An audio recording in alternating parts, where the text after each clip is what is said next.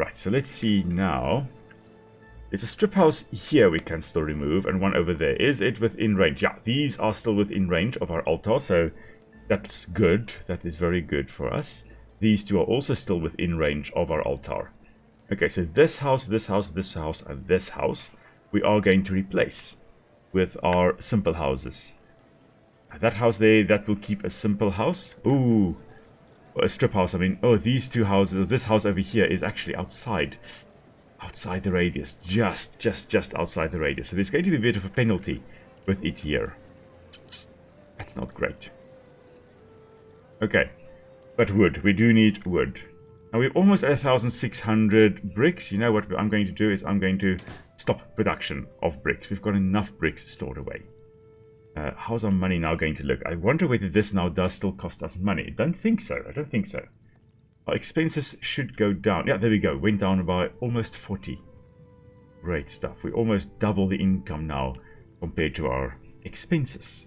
It's marvelous. Okay, and let's increase that, I think, even more. Let's try and build some more simple houses over here. So we've got a 5x3 we can build over here.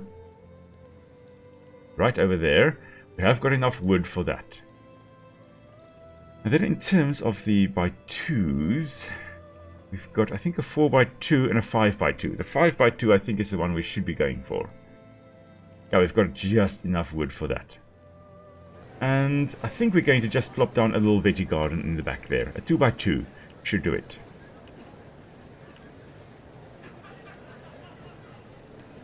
Oh, you know what? We actually can't build any more simple houses because we don't have enough peregrini. Sorry, enough liberti. We've got 98 of 101. So if we go there now, we can't build any more simple houses because we don't have any more liberti in our... We don't have enough, or 100 liberti in our town. Now, where's the holdup? We've got 15 out of 15 there, 3 out of 6. This house still needs 3 people here. It's only 55% satisfaction. Yo. How will we get you happier? I don't think we really can, except perhaps by building another altar over here. Maybe, just maybe, we just need to build a small little temple, a small little shrine. Let's just build that over here. Oh, we need a slave. Okay. Probably to serve as like a priestess or so. Let's just get one. And then just place down our little shrine over here. Alrighty. And I'm not sure whether that is going to increase their happiness even more. Because currently they are on 55% happiness. We'll see when the shrine actually is built. Whether that results in anything increasing here in terms of satisfaction. If we can just get to 100 liberty, that'll be absolutely marvelous.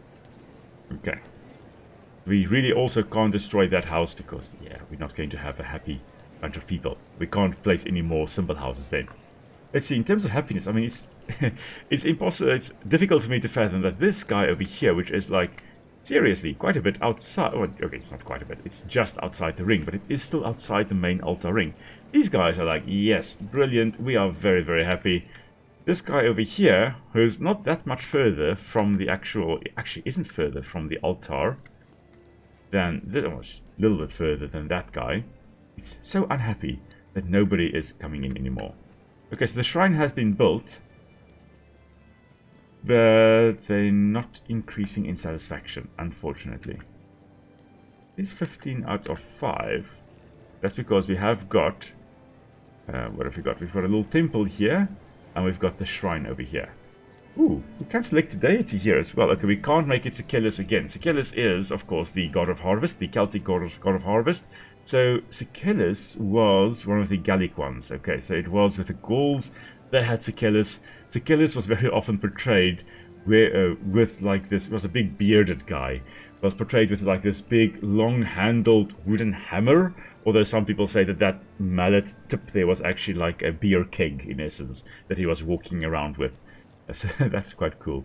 Let's see. This here will increase the well radius either by 1 or by 2. This is a very, very small temple. I'm not sure whether we should actually dedicate this one. I don't know. I don't know. We'll have to still decide. But these guys, unfortunately, are not very happy. We may have to eventually destroy that house there. It's a 3x2. Oh, we can't build any more along there. With them being outside the altar radius, we can perhaps build one house over here. I think that's what we should do. Just so we can get the numbers again. A 5x3. 5x3, there we go. This house over here. No. 4 by... Wait. Come on, Will. Think a little bit. A 3x2. That should be fine. Yeah, that is going to be fine. And we are just, again, going to place in the back... Oh, no, it's still outside the circle. Never mind. This is not going to help at all, is it? No, it's not. Oh, well. We'll see. We'll see. Let's just place a little garden as well in the back. And in here as well. And in terms of water... I think he needs a bit of water. Oh no, he's sorted. Okay, cool. No worries. We'll see in a moment whether that helps or not. You know what? I think maybe... Oh! We've gone up to 99. Finally. One person moved in. I think the closer it is to 100, the faster people move in. But with 55, it hovers around half the occupancy. So maybe this house will also go up to 3 and then just kind of hover around there. We just need one more and then we can build more simple houses. Our peregrini can accommodate 190. Okay, so where's the hold up? We can accommodate 3 more there. No one there. Oh, we built more simple houses here, didn't we? Yeah, 8 out of 15. But they are very happy. Satisfaction is 100%. Theater is helping. The arenas are helping. Yeah, everything will be fine. Sure. Okay. It's becoming a balancing act. It is becoming a balancing act. I don't think we actually will be able to build on this map to get to the point where we can have... Definitely not senators. Definitely not senators. It's going to... You really need to pack them all tightly together, I think, to have the senators move in eventually. So to get to the point where you can build the palace villas. Yeah, because you need 800 insula, or 800 equities to actually... Or cities, actually, to get the equities to move in. That's a lot. That really is a lot. Okay. Career-wise, we just need a 3,600... money. Personal wealth. Let's see. Oh, I'm moving the painting around. Okay. Let's see now. I wonder, can we apply for an increase in our salary? Yes, definitely we can. Let's see, what is our finances looking like, actually?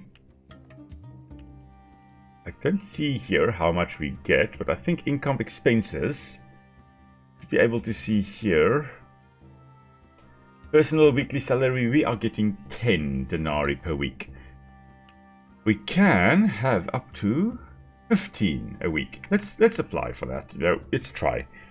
Because that is going to increase the rate at which we get money, which will increase the rate at which we can properly go run for...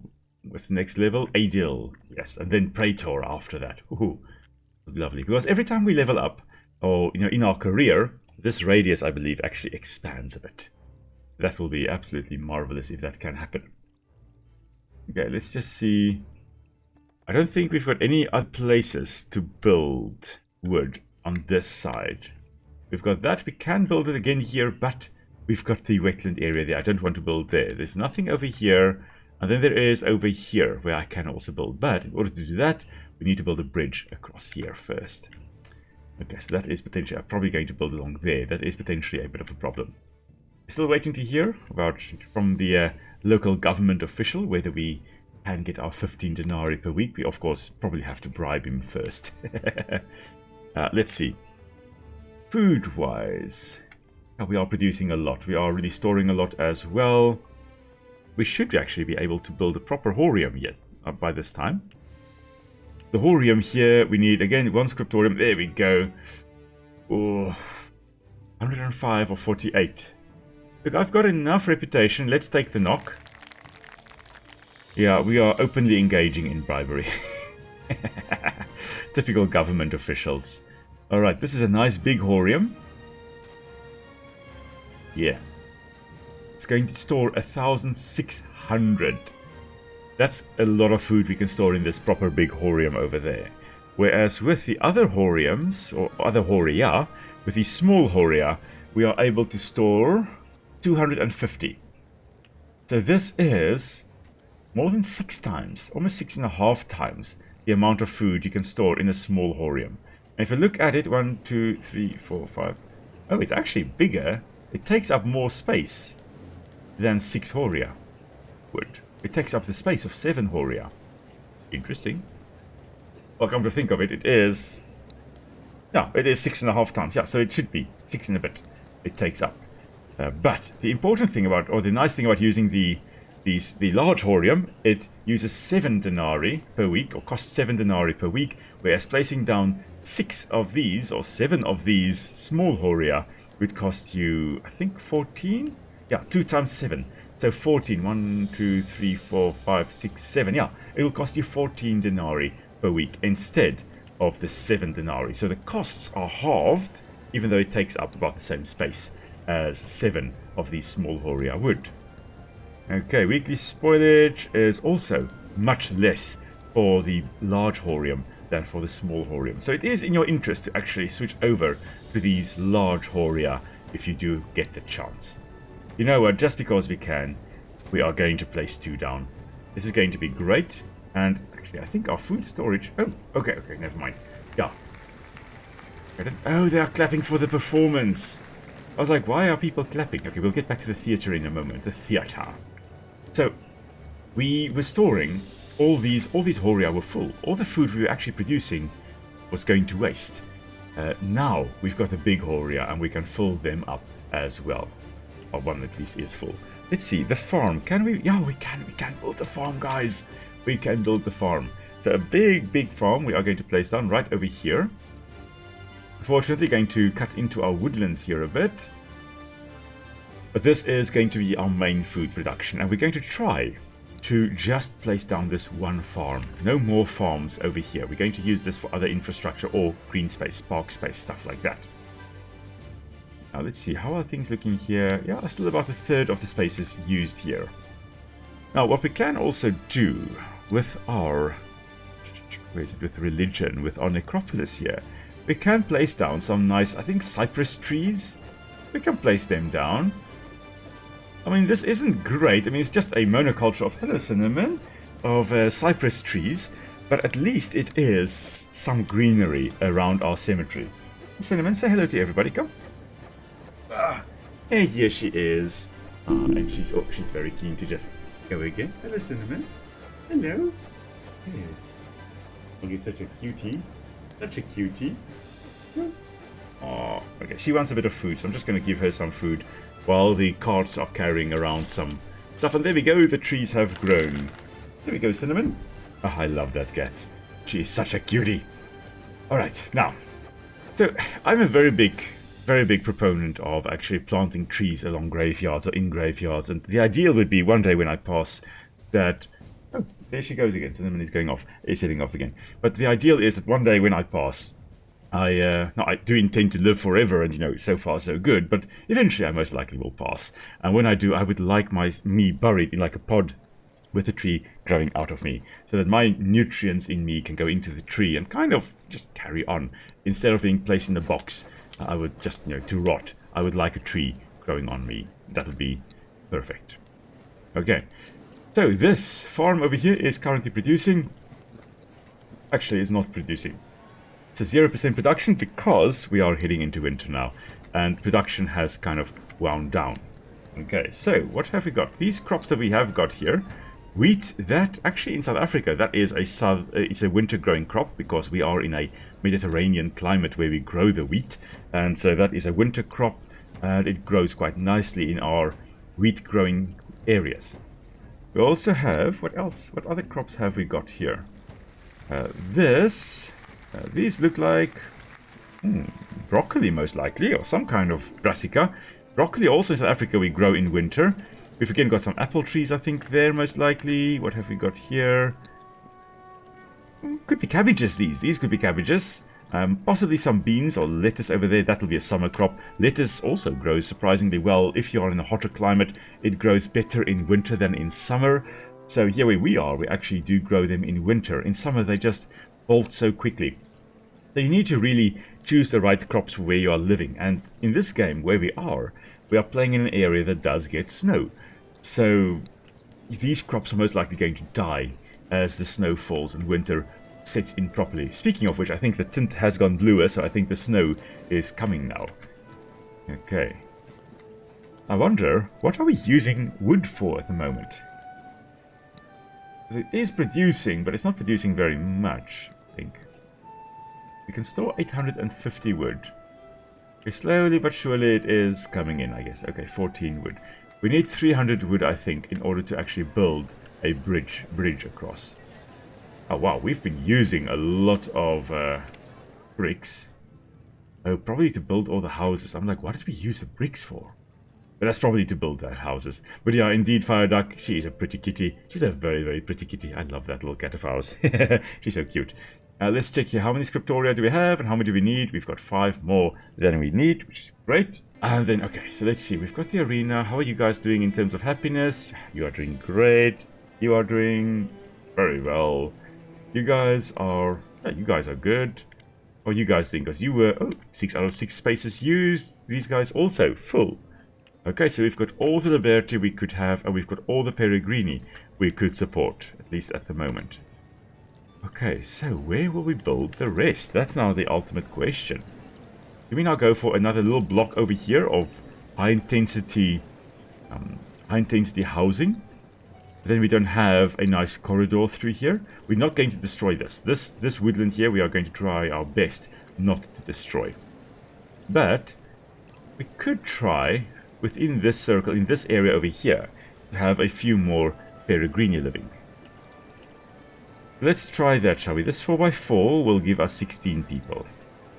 That is good. That's 16. And I think if we have a 5x3 cutting in here, I think that is good enough. Okay, and just a city street, bring this out a little bit. And then we're going to not have anything in the backyard. No backyard stuff. Nothing of the sort, because they've got woodlands in the back here. And this is where the birds will be moving past. Deer would come through here. Even potentially wolves following the deer. They would be moving through this woodland here. And there have been many studies showing that green belts like this, even in city environments, are extremely important corridors for animals to move through, even for plants to disperse. Because if you can imagine, if you've got, let's say, a rare plant species growing in this area over here, and there's no greenery between this area and this area at the back here, there are no pollinators, for example, are going to move through or easily move through easily from that population to that population, kind of isolating them. But if you've got vegetation between them, pollinators can go from this area over here. Bees and wasps and flies and birds and all kinds of things that are pollinating it can go from populations over here, fly over to this area over here and pollinate them over there, and cross-pollinate this way and that. But you need kind of a green belt for that to be effective. Or perhaps you've got fruit being set by trees over here, but they need their seeds dispersed. And if there is no greenery over here, all the seeds are just going to be plopped down over there. But if you've got a nice green belt, animals can come and eat the fruit and then move along this green belt, potentially to another area, and disperse the seeds over there. So these green corridors, these green belts, are extremely important for us. And that's why we're going to try our best to keep as much or as we can of this area over here. Much of this we also do want to keep. I can put down some simple houses over here, perhaps. But we probably need to get our brick production up again. Okay, so let's just start the production again. And that should be fine. Okay. And then we can start building our bricks. How's our money looking? Oh, money is looking perfect. Okay, simple houses, more simple houses. 5x3 I think is the way to go.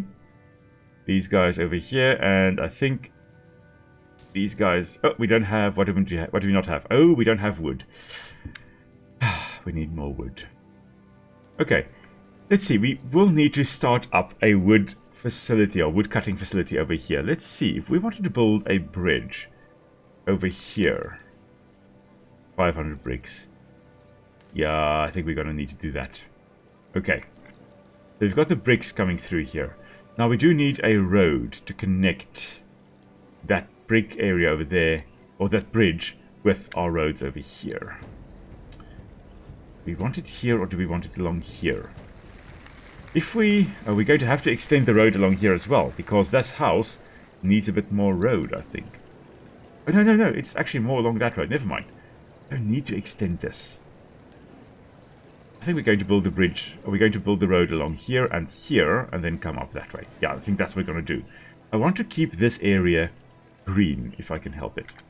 And we'll talk about the impact of roads in a moment. Because, well, roads can have a horrible impact. Wait, why can't we build here? Okay, we can. Oh, we just did lose that woodland. That's kind of one of the impacts of roads. It results in habitat fragmentation. The city road we do need there. I think that should sort that. Now, we're going to need to connect to that area over there, which should be easy. Just like draw it along there. Perfect. And then we're going to try and get our road and keep it out of this wetland area over there. So we're going to build it up to here. Unfortunately, we are losing a bunch of trees in the process. Actually, I think I would need to go along here a bit. Out of that wetland, that is where we want to... Oh, unfortunately, lost some more trees there. I do wish some of the trees would just stay behind a bit. Now, where do we need to go? That is now the question. We need to get our lumberjack over here by the trees. Because we can build over here. And we can build just outside the wetland area. The flooding area. So this is an area where it would overflow, most likely during floods. We want to keep out of that area. So for ecological purposes, rather than for purposes of not having our buildings damaged by flooding. Okay, so let's just see here. Production wood lumberjack. Okay, so we should be able to plop it down right over here. Right over there. We can't build it here. We can build... I don't think we can build it here. I think we can build it most likely over here. So, along here, along that line. Just need to see where. You know what? We're just going to build a trade road. I think it was along here.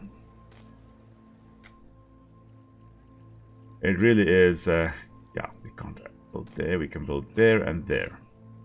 Okay. And then, let's see. Can we build our woodcutter here? Yes, we can. And if we build it here, it should still be most out of the wetland. Hello, Cinnamon. You're back again for another munchy munch. Okay. There we go. Let's see. We've got more than 200 peregrini living in our city. People in Rome are very pleased about this. Rumor has it, you have a great career ahead of you.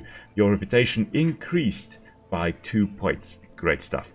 More reputation we have, the better. I would like to build it over there. We don't have space there. We have to build it here.